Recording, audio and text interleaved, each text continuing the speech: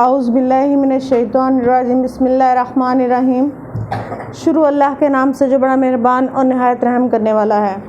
10th class, आज हम सीखेंगे MCQs का मेथड।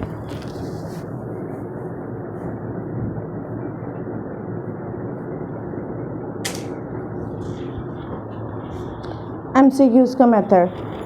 MCQs जो आपको पेपर के अंदर आएंगे वो टोटल आएंगे 19 मार्क्स के, 19 नंबरों के। अब इसके अंदर भी डिवीजन है। डिवीजन किस तरह से बचे? जो सबसे पहला पोर्शन आपको आएगा वो आएगा 5 नंबर का वर्ब्स। ठीक है, वर्ब, आपने वर्ब चुनना होगा। अभी आपके पास, मेरे पास पेपर नंबर 5 है। अपनी अपने बुक्स पे देखें, मॉडल पेपर्स पे पेपर नंबर 5 पेज नंबर 61। ठीक है बच्चे, इसमें भी उसने कहा हुआ है जी पहले आप ना वर्ब बताएं, choose the correct form of verb. Verb की जो करेक्ट फॉर्म है वो आपने चुननी है। लिखा हुआ है Nasima always dash the truth. अब स्पीक भी बोलना है, स्पीक बोलती है, स्पीकिंग बोल रही है, स्पोकन बोली।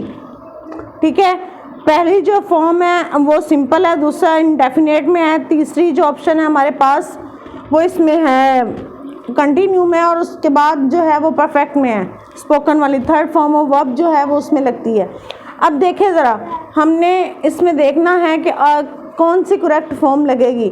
बोलना मतलब सबका ही है, सबका मतलब ही बोलना है, लेकिन कोई प्रेजेंट में है, कोई पास्ट में है, कोई परफेक्ट में है। ठीक है, तो आपने क्या करना है, इसमें सही ऑप्शन को चुन के लगाना है। तो ये आपका 5 नंबर का पहला सवाल होगा। इसी तरह आप दूसरा देखें, the baby dash for milk now. बच्चा अब दूध के लिए रो रहा है। ठीक है, अब हमें ये पता चल रहा है कि बच्चा रो रहा है। ठीक है, तो इसमें इज क्राइंग आएगा, कंटिन्यू में आ जाएगा। इसी तरह देखें, उसका स्पीक बोलना, उसका क्राइंग रोना, उसका डू डिड डन वगैरह काम करना, लीव छोड़ना, लेफ्ट भी छोड़ना, ये उसका सारा वर्ब है। किसी की ना किसी तरीके से ना वो काम हो रहा है। तो ये 5 नंबर के आपके ये वर्ब आएंगे। उसके बाद जो अगले 4 नंबर है ना आपके, 4 मार्क्स, वो होंगे जी करेक्ट स्पेलिंग। करेक्ट स्पेलिंग के आपने स्पेल को करेक्ट करना होगा। अब देखें, इसमें सबसे इजी मेथड क्या है स्पेलिंग की करेक्शन का? पहले अपने दिमाग में, अब जैसे हमारे पास पहला है प्रोडक्शन, अब इसमें जो नहीं हो सकता उसको अपने दिमाग में क्रॉस लगा दें। दिमाग में क्रॉस लगाना है, पेपर पे क्रॉस नहीं लगाना। पेपर पे फिर आप जब करेक्ट को पे भी टिक लगाएंगे तो वो गलत ही कंसीडर होगा। इसको करने का बेहतरीन मेथड ये है कि बेटे आपने जो नहीं हो सकता ना उसको अपने दिमाग में से निकालते जाएं। जैसे हम पहले में से करेंगे प्रोडक्शन। ये प्रोडक्शन में आपको पता है कि ये ए तो आ ही नहीं सकता ना, ये तो स्पेलिंग हो ही नहीं सकता, ये कट हो गया। ठीक है, और उसके बाद जो बी वाला ऑप्शन है वो थोड़ा सही रह गया। अभी देखें, ये जो सी वाला ऑप्शन है ना, इसको देखें, ये प्रोडक्शन बन रहा है। ठीक है, वो उस डी के बाद भी वो आ गया तो ये भी गलत है। ठीक है, उसके बाद इसमें PRU आ गया है। ठीक है, ये भी गलत है। आहिस्ता फिर आपको खुद ही स्पेल का पता चल जाएगा कि इसमें कौन सा सही है।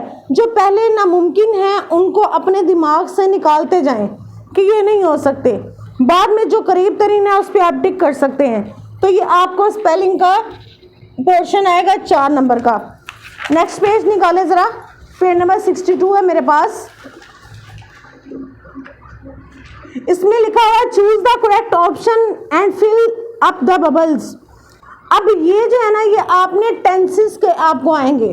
ठीक है, ये जो 5 नंबर आपके होंगे इधर ऑप्शन में, ये टेंसेस हैं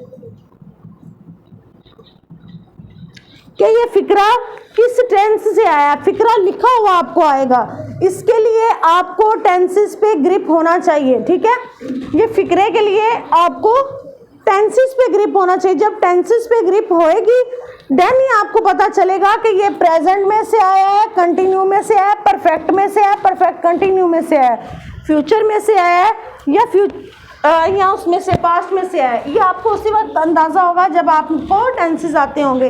ये पोर्शन सॉल्व करने के लिए आपको पहले टेंसेस पे ग्रिप करना पड़ेगी, ठीक है। और लास्ट वाला देखें भाई, वो ग्रामर का पोर्शन है। जो सबसे लास्ट वाला 5 नंबर का पोर्शन है,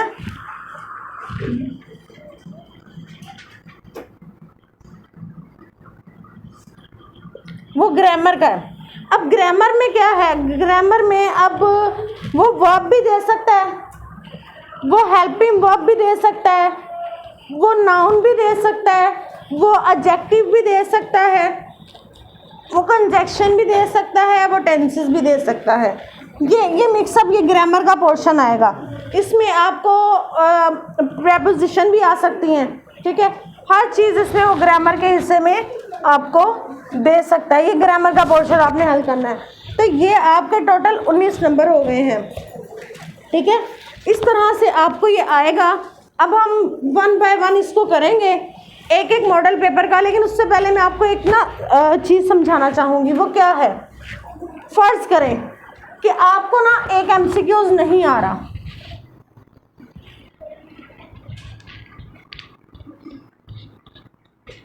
MCQs नहीं आ रहा आपको। ये उसकी ना A, B, C और D ऑप्शंस लिखेंगे, ठीक है।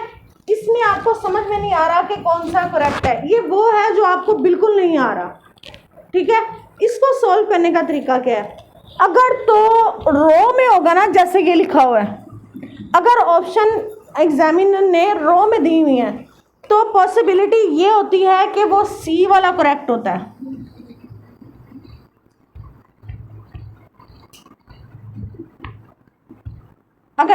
अगर रो में लिखा हुआ है, अगर दूसरा ऑप्शन आ जाए A, B, C और D कॉलम में, अगर कॉलम में आ जाए, ठीक है, तो उसमें अगर आपको ये वो है जो आपको नहीं आते, उनके लिए टेक्निक बता रही हूँ। अगर कॉलम में आ जाए तो उसमें B का पोर्शन जो है ना वो ज़्यादा नज़दीक होता है कि वो